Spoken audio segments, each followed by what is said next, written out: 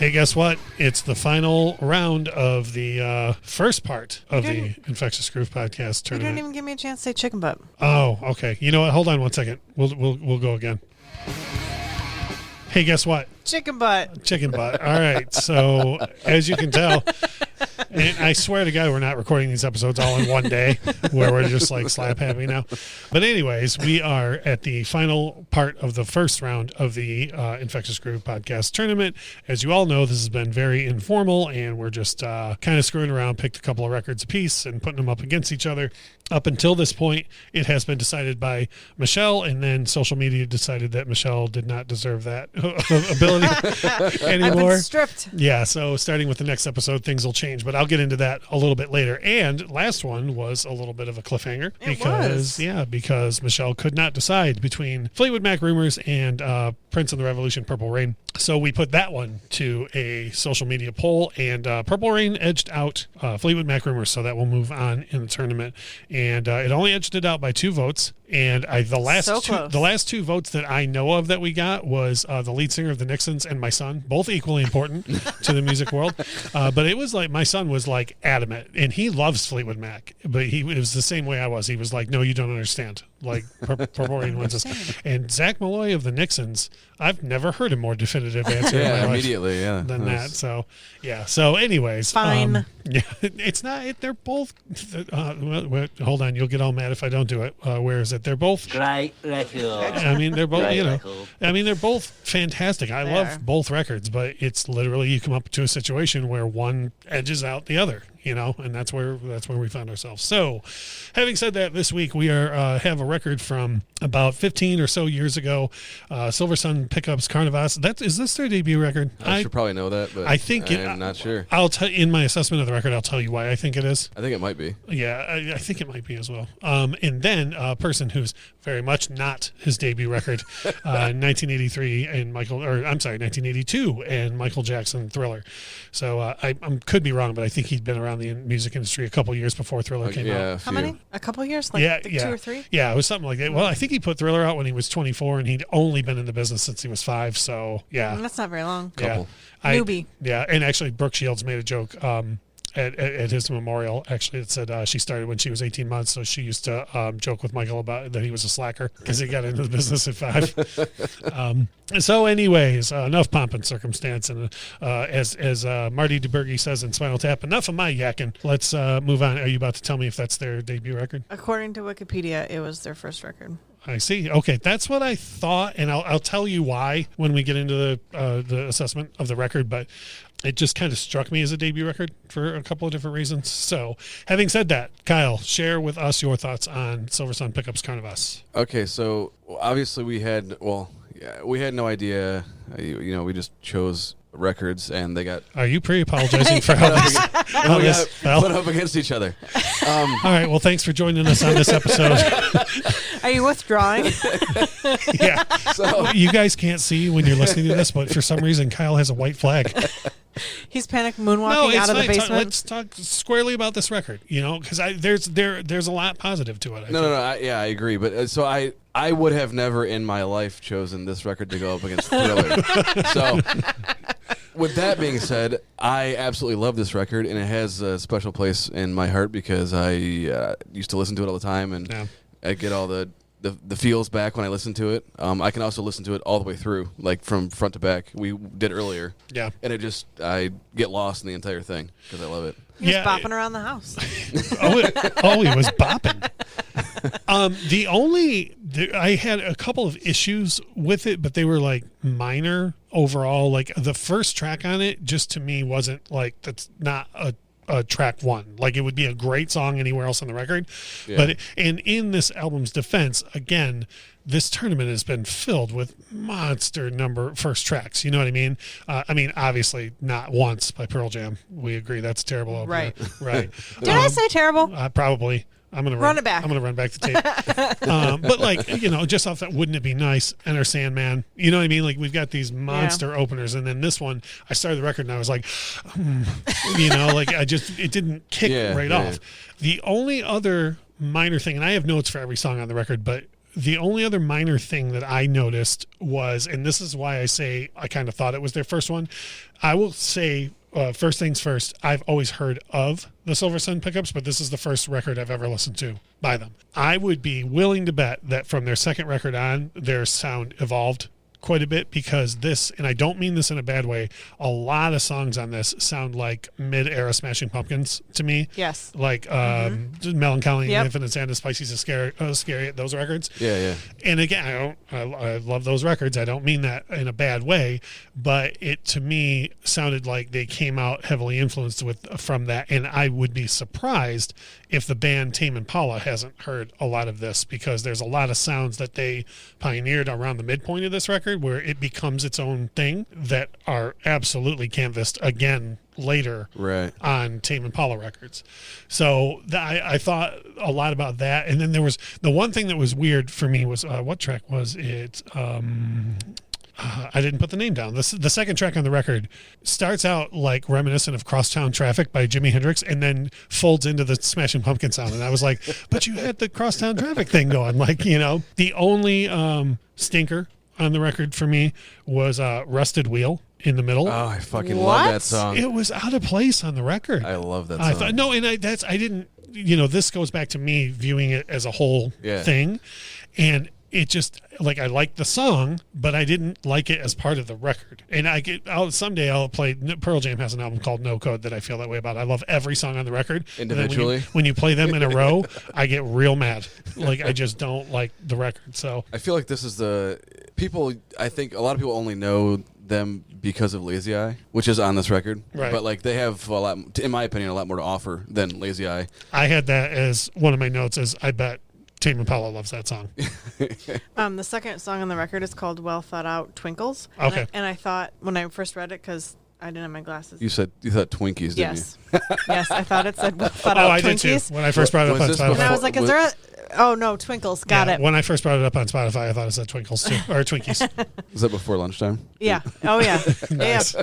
But I cut you off. What were you going to say about like how they have a lot more to offer than Lazy Eye? Yes, I like the album. To me sounds, and now that we know that it's their debut album, or we think that it's their debut album, it sounds rough and raw and edgy and like unpolished. Yeah. And I like that about it. And it just, people know them because of Lazy Eye. It's a wildly popular song, but there's like Rusted Wheel I like even more than Lazy Eye, I would think. Yeah, and I should be clear, and I guess stinker wasn't the right word. I don't just throw that word around like someone else on the show. You obviously do, because that is not a stinker. Right, but it wasn't. I felt like it was a stinker on this record and fine on its own. Like, hold on, let me look at my notes again. There was another song later, 3 Seed. That is a really down-tempo number, but I felt like it went with the flow of the record more than Rusted Wheel did. You know what I'm saying? And again, none of this makes it a bad experience. You know what's funny about that is I don't think that I've ever not listened to this record all the way through. Like, every time I listen to it, I listen to the entire thing. So I've never listened, maybe Lazy Eye on its own, like on a playlist or something. Yeah, if it just showed up in a playlist. Yeah, but like literally every time I've listened to this record or any song on it, it's been all the way through. Yeah. So it's different to hear people be like, oh, well, you know, it makes sense if you don't listen to it all the way through. Right. It fits better that way. I've only ever listened to it that way. Yeah, and there's a million albums I've done that with too. Like another Pearl Jam example, Yield. I almost can't listen to that. Or like if I put on a song from Yield, you're getting another 3 or 4.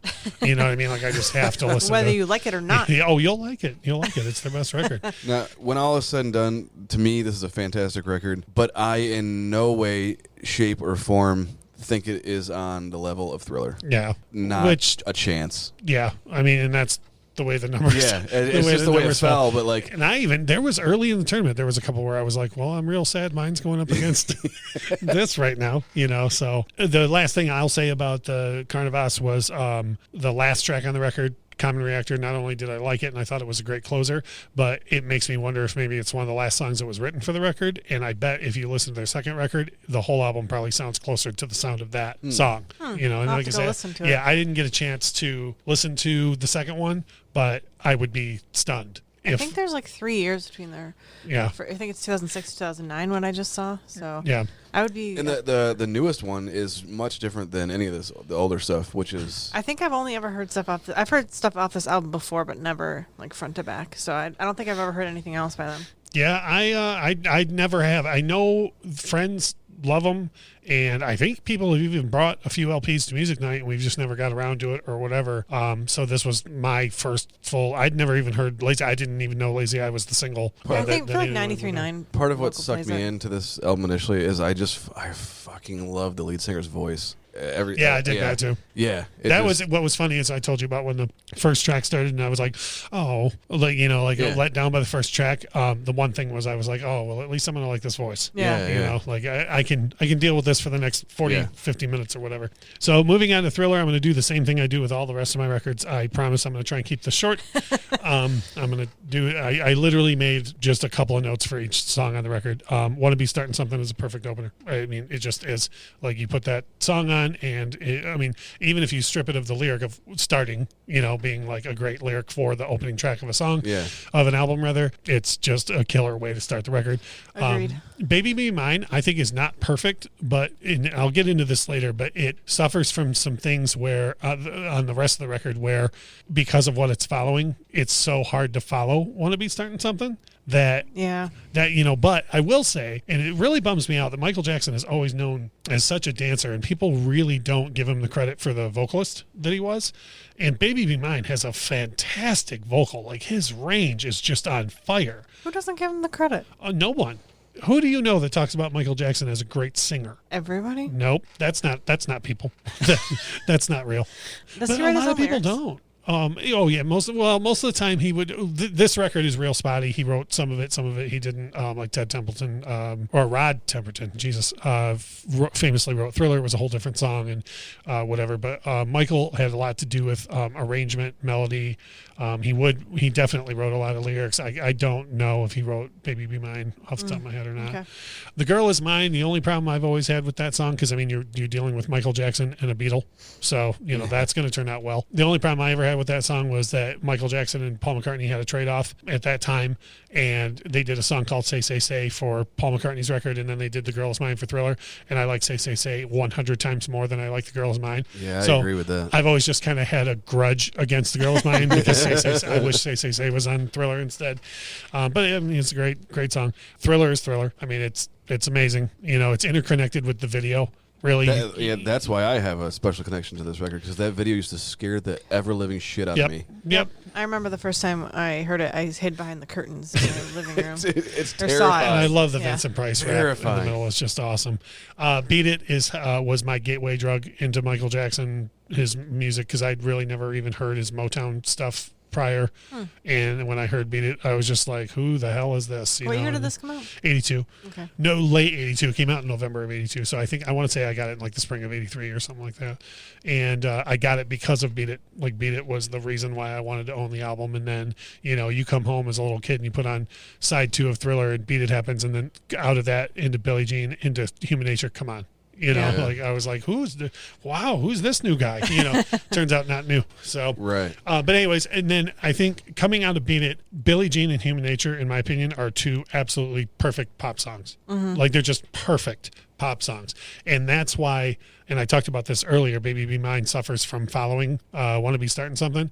I've always had that against PYT, because PYT is great and people love that song, and I get it. Yeah, I know people do, and I get it. But for me, I always look at everything as a whole record.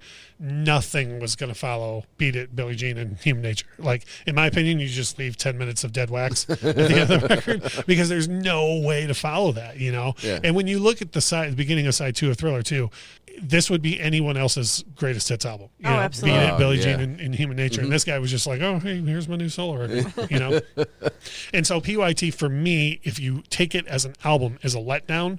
But if you just put on PYT, jam. Yep. Right. Yeah. So rounding the record out is The Lady in My Life, and this is another one that I never really gave a real solid chance, because, again, if you put on PYT and that comes next, PYT is a jam, and so you're being let down. But I've really come to appreciate the song over the past, I don't know, probably 5 years or so. And now if you just grab Spotify and throw on The Lady in My Life by Michael Jackson, that's one of the most underrated R&B songs of the 80s. Like a slow jam R&B song. But in the album circle, it suffers from, gargantuan jam, almost as good, and then that, you know. So, and again, what are you going to do? You know, like where is it going to go? But if you just put that song on its own, you're like, holy cow, like this is such an underrated. And again, the vocal on there is fantastic. Yeah. Outside of being scared to hell by the video, what other thoughts do you have on Thriller? I agree with you that there's the other songs that are on there that weren't big hits just got overshadowed by the big hits. Yeah. And then it leaves people not really knowing a lot about them. Mm-hmm. But I can say that I don't think the Silversun Pickups album was produced by Quincy Jones. So there's you never know. that. And even if he had produced it, he'd just deny it now like he does with everything else. He just makes something up. Much like I love the roughness of Carnivas, I love the polishedness of Thriller. Yeah. And he wasn't the king of pop for no reason. Right. Like the hits are smash hits. Mm-hmm. It's polished. It's, I would almost say, damn near perfect for what it's trying to be. One thing I like that you mentioned about Quincy being involved is a lot of people overcredit Quincy for this record, and I'm not saying you are. I'm just saying a lot of people do. They're just, oh, well, Thriller wouldn't be Thriller without Quincy. Quincy had a whole lot to do with the sound, which is what a producer's supposed to do. Like, you know, it sounds as tight as it does because of Quincy, but he wouldn't have had a place to start without Michael's melodies and harmonies and lyrics and, you know, yeah. So Michael, to me, it's 50-50 as far as who, maybe even 60-40 in Michael's favor. But yeah, I mean, Quincy knocked it out of the park with that one. Yeah. with the production on that. I would say not everybody, I don't think, could work with Michael Jackson, and then not everybody can work with Quincy Jones. Right. And they meet in the middle on this, and it's on fire. Yeah. I mean, it absolutely is. And you take somebody like Quincy who had worked previously with everybody, you know. I mean, I have a record over there of Frank Sinatra live at the Sands with the Count Basie Orchestra, conducted by Quincy Jones. You know, and then years later, here he is. Just I watched that documentary about him, and I had no idea like how involved he was in Quincy. In every corner of music in general. Yeah. Like, it's well, incredible. when you're recording cuts like "Want to Be Starting Something" or "Don't Stop Till You Get Enough," and Quincy Jones is over playing the Coke bottles, like that's an involved producer. You know what I'm saying? Like, you know, we've talked for a bit about both records. Michelle, would you like to share your thoughts on both records? I would. And the world is anxiously waiting. It would be so awesome if I had the drop ready for the No Chance Michelle's heel music. Carnivas. I like the record. I didn't think there was anything. Oh, wait, hold on. Most important question to ask. Any stinkers on either of these? There. Okay, we'll wait. You know what? We'll wait. To check the notes. That means she's not sure. Wait. She can't remember. So, Carnivas, I listened to it several times front to back, and I found myself getting lost in the music, which is a good thing for me. Like, I wasn't like, next track. Oh, like, yeah, because you said that was a negative when it was The Dark Side of the Moon. Go on. She got real mad. No. She got real mad just now. So anyways, I do think, though, I agree with you, Russ, on the first track was not anything near any of the other albums that we've done. And I never really noticed that about records in general until we started doing this Battle Royale. And I was very let down by that. I was just expecting more. And I also think that Lazy Eye and Rusted Wheel don't belong on the record. I feel like they're very different than the rest of the songs. You jumped all over me when I said that about Rusted Wheel. No, you said it was a bad song. Well, then I corrected myself. No. It wasn't a stinker. I know. So when you said it was a stinker, that's why I was like, whoa. Yeah. I really enjoy those songs, and those are the songs. Those are the songs that I liked independent of hearing this record. Like, I liked those songs already, and they show up on my playlist on Spotify and stuff. I just never listened to the rest of the album front to back before. Right. And when I got to those songs, I guess I would also say that the second half of the record is where it picks up for me. So Lazy Eye I think it's like the sixth track, and from there, it's very much. Not that the first half's a stinker, but it very much is an upswing for me. Sure. But they might have done the track listing that way on purpose too. Yeah. Like to give the record a flow. There's a lot of up and down. If you ask me. I am very interested to listen to their next record to see where they go from there, because I didn't think about that. I didn't know this was their debut record, so I would like to hear where they've been or where they go from there. Yeah. So overall, the record I think was really good. I liked it. I would definitely listen to it again, but when you put it next to Thriller. Right. Well, don't spoil everything. So, there might be one person listening who's never heard Thriller, so we got to break this down. So Thriller is by this artist Michael Jackson. From Gary, Indiana. Yep. If you've never heard of him, you should look him up. Mm-hmm. This record for me is a hits package. Like it's just Damn near. much like Rumors and much like Purple Rain. It is a hits package for me. Yeah. Like it's all the songs that I grew up with, and like I didn't realize that they were all on the same record till I was older, and I just thought like these are all the songs that they're famous for. I love the first track on this record, "The Way You Make Me Feel." That's not on this record. What is it? That's on Bad. And it's not even the first track on Bad. What is it? It's the second track on Bad. Did you listen to Bad on accident? No. Want to be starting something? Yep. Is that what you? Please tell me that's what you meant to say. That is what I meant to say. Okay, I thought. Holy cow! We were talking about The Way You Make Me Feel last time, and Yeah, then we I got sure were. confused. Holy cow! I can't tell you how excited I am that that's what you meant to say. I swear you could look at. I just listened to it today. The again. look on Russ's face is priceless. I just, Lord be with me. What? So He legitimately thought that you listened to the wrong record for a minute. Yeah, we're talking about Bad, right? Because she's over here thinking like, I really like Liberian Girl and Speed Demon, and another part of me, I don't understand. Why is he over there talking about Beat It? That's not even on Bad. That wasn't even the song that I was thinking of. I don't know why I said that. So wanna be starting something? That's the one. But Baby Be Mine is not my jam. Yeah, it's not mine either. But I don't dislike it at The all. vocal's fantastic. Yes. Like I could listen to an instrumental version or a acapella version of that and just be happy. Like nothing to do with it other than his vocal is fantastic for me. I can agree on that. And Lady in My Life, like you were saying, is another. Those are the only two songs, and they're not even stinkers. They're not my jam. So we're having another no stinker week. I think we are having another no boy. stinker week. They got overshadowed by all the monster songs on there. I also agree that The Girl Is Mine is not as good as Say. I will say when I was a kid, I hated how sugary it is. Like just, I was like, ugh.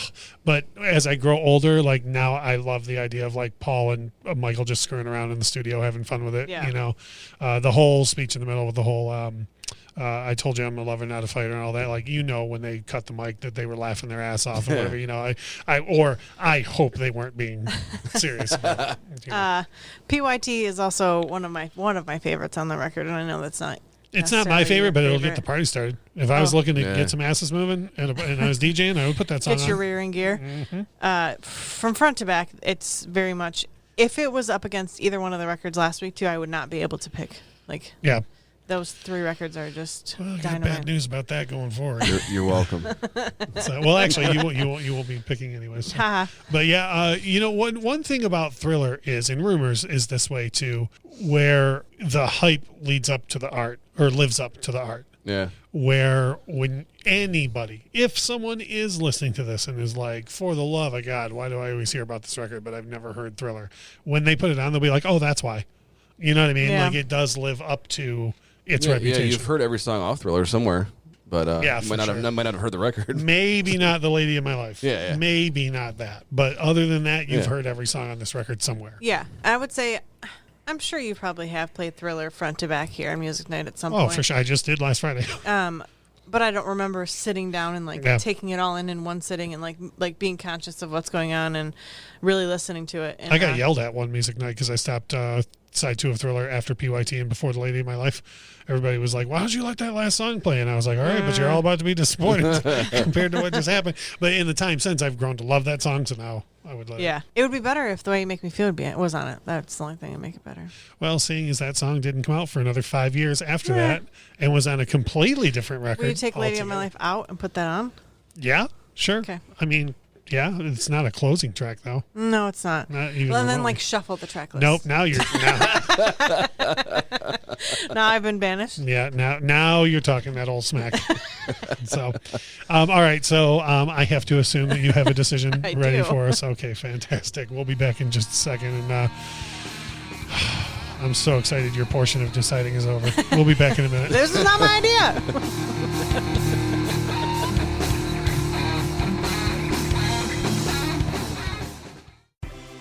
This is Beer in Front. Every week I'll talk about a beer that maybe we've forgotten along the way while we get those check-ins and badges. Being the Chicago beer guy, I'll also talk about great craft beer in the city of Chicago. And remember, sometimes the beer in front of you is the best one yet. That's Beer in Front, part of the Odd Pods Media Network.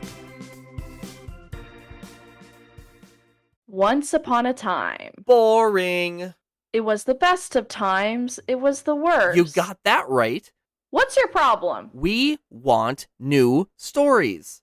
Hi, it's Frankie. And Garrett. And we host the Ever Trending Story, a weekly podcast where we bring to life a fictional story created by our own minds and some of the hottest, craziest trends from the internet. Find us wherever you download podcasts, and be sure to join the fun on social media at EverTrendingPod.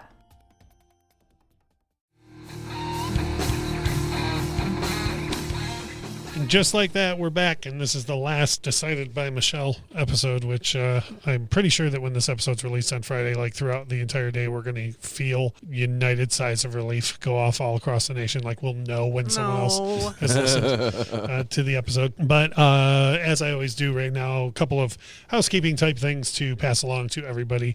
If you want to, you can support us by going to anchor.fm/Infectious Grove Podcast and hit support and pay as little as $1 a month to give us a hand with the episode. And then the other news is we've talked about how going forward this is going to change, and the people are going to decide going forward. So the winner from this episode will move on just like always, but then going forward we will meet up, and it'll probably be even shorter episode where the three of us will talk about the two records that go up against each other, and we'll kind of present that to the audience to listen to, so sort of help you make up your mind. Then we'll put up a Facebook poll, and everybody will just go ahead and leave their comments in there, and those records will move on. So, and it should make it interesting going forward too. Well, I mean, we'll make our voice be heard on the episode, so I guess we can count it that way, or we can leave a comment a piece saying what it is. But yeah.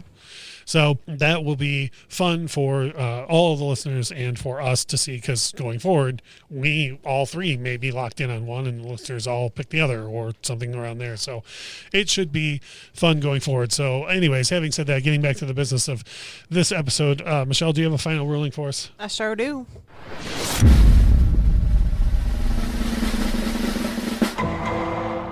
Thriller. You just had that queued up because you were just like... Well, either way, it could be shock as well.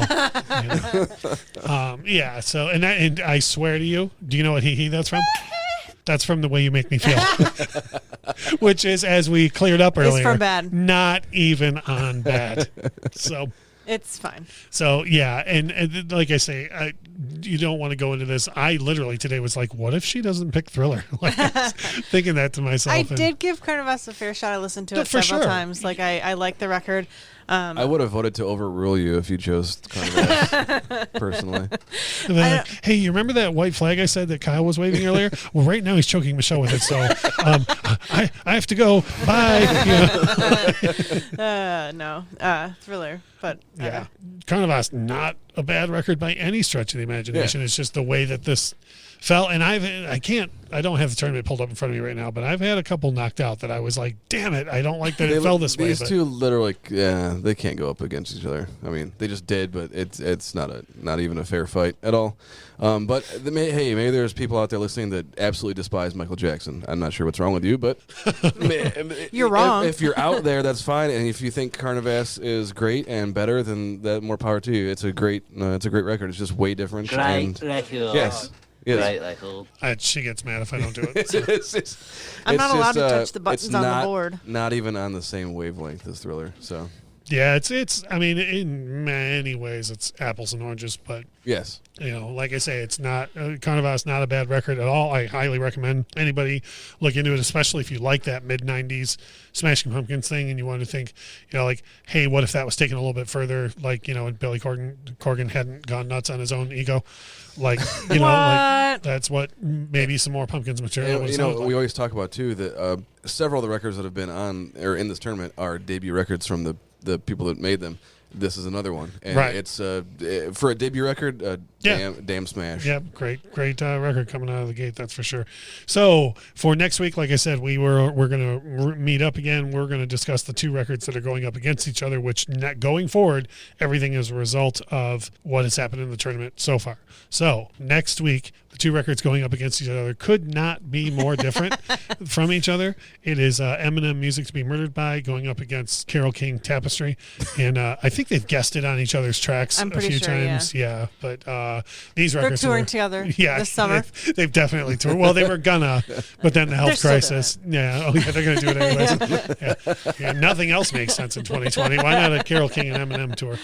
So next week you will get all three of our thoughts on not just, hey, this Eminem record, I really like it, or hey, I really like this Carole King record, but here's how and why I think this album is better than that one specifically, right? Yes, because we all know we like these albums now. Yeah, we all know that we like these records. So yeah, you got rid of all the dirty laundry, like pieces of crap like Dark Side of the Moon and Pet Sounds. All those stinkers are gone. We don't have to worry. We don't have to worry about any of that garbage. I came in and did everyone a favor. I cleaned house. Well, yeah. So you're welcome.